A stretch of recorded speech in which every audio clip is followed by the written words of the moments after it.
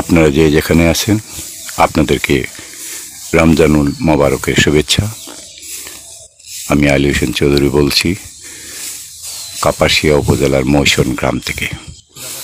এখানে দেখুন বাসমতি চাল, কাঁচা পাকা বাসমতি চাল।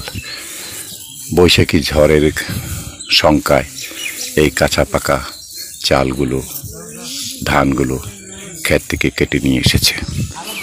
এ কথায় পরে আসছি। আমি এখন যে বাড়িটির সামনে দাঁড়িয়ে আছি, যে কারণে এখানে আসা, সেটা হলো মোহাম্মদ রফিক, যাকে নিয়ে গত বছর আমি আমার মোবাইলে পোস্ট করেছিলাম। এই বছরও গতকাল করে তাকে পোস্ট করেছি। তো তাকে নিয়ে কবিতা লিখেছেন আমাদের বাংলাদেশের স্বনামধন্য কবি কামরুল হাসান ফেরদৌস।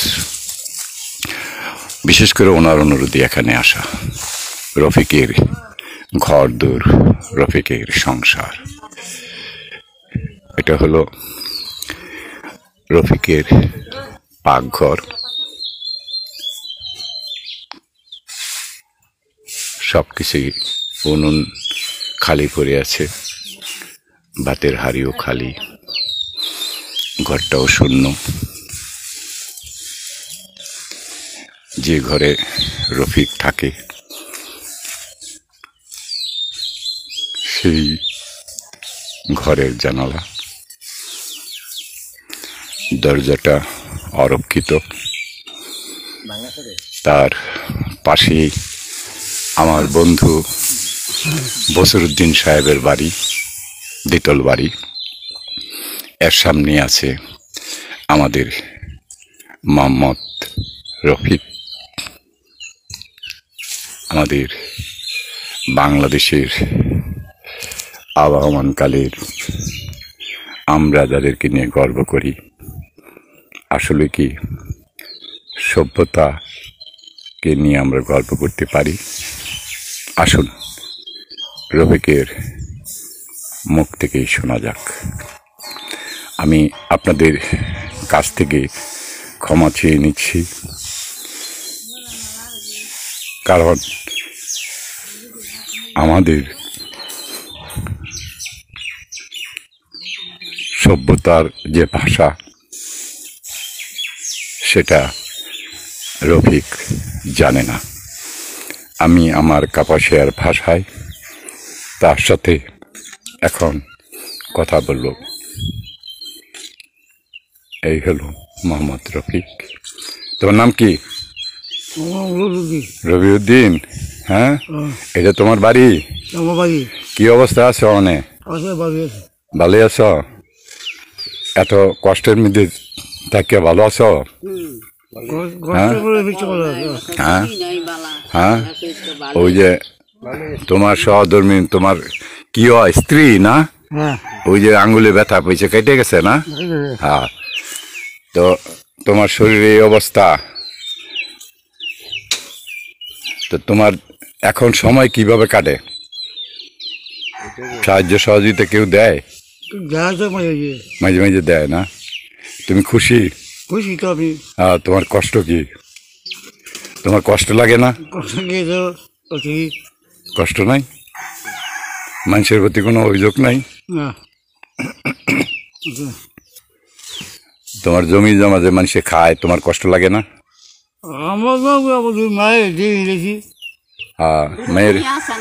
মেয়ের দিয়ে লইছ? জমি যা আছে দিয়ে লইছ মেয়ের?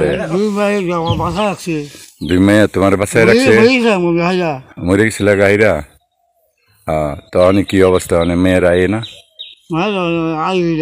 আয়ে দেখে তোমারে অনায়ে না? এই রোজার মধ্যে ঈদের সন্ধে আসে নাই? আইসে না? আচ্ছা। এখন তোমার লাগিয়া, তোমার জন্য এই গত বছর, এক বছর আগে এক কবি কবিতা লিখছে। হ্যাঁ, কবিতা। কবিতা কারা কয় জানো? জানো না? খাওয়ার জিনিস এটা না পড়ার জিনিস? পড়ার জিনিসও না, খাওয়ার জিনিসও না। কবিতা লেখে, মানুষ পড়ে, জানে। তো তোমার গত বছর তো ব্যক্তি চিনছে, সবতে চিনছে। হ্যাঁ, তো এইবার আবার কিন্তু তোমার আইছি, ওই যে কবিতা লিখছে না, এই কবিতা কালকে আমি আবার ফেসবুকে ছাড়ছি তোমার কবিতা। হ্যাঁ, আর তুমি জানো এটা এই দুনিয়া যত কিছু হইতেছে জানো? কিচ্ছু জানো না, এটা দাঁড়ো না, দরকারও নাই। আচ্ছা, তো ওই কবি তোমার কিছু খাদ্য দিছে, খাবার। হ্যাঁ হ্যাঁ, এখন এই কবির খাবারটা তুমি নিবা, তুমি খুশি? এইটা খুব বেশি দিন যাইতো না, তারপরও উনি অনেক দূরের থেকে তোমার জন্য পাঠাইছে, আমি তোমারে এই কবির পক্ষ থেকে দিতেছি।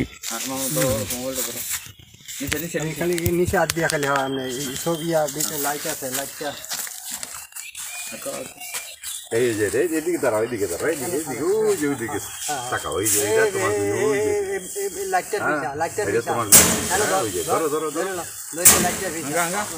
তুমি খুশি?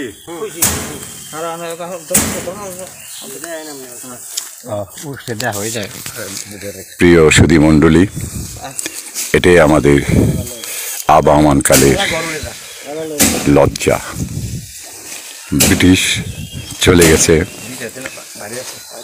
পাকিস্তান এসেছে, বাংলাদেশও এখন প্রায় 10 শতাব্দী। রফিকরা কিন্তু তেমনি আছে। একটু আগে যে ধান আপনাদেরকে দেখিয়েছিলাম, বাংলাদেশের সবচেয়ে সেরা ধান বাসমতি, এটা কিন্তু রফিকের নয়, রফিকের জায়গায় অন্য কারোর। আমাদের দেশে, আমাদের সমাজে, আমাদের এই গ্রামে রফিকরা এমনিভাবেই বেঁচে আছে, হয়তো বেঁচে থাকবে অনাদিকাল। তাদের চাহিদা নেই, চাওয়ার নেই, এবং তার মুখের জবান থেকে শুনেছেন সে যতটুকু পেয়েছে তা দিয়ে সুখী। আমরা যারা বৃত্তের পিছনে সারাদিন ঘুরছি, আমরা কি এই রফিকের মতো সুখী মানুষ হইতে পারে? রফিকের মতো এমন ভালো মানুষ হতে পারে? রফিকরা অবহেলায়, অনাদরে এই সমাজে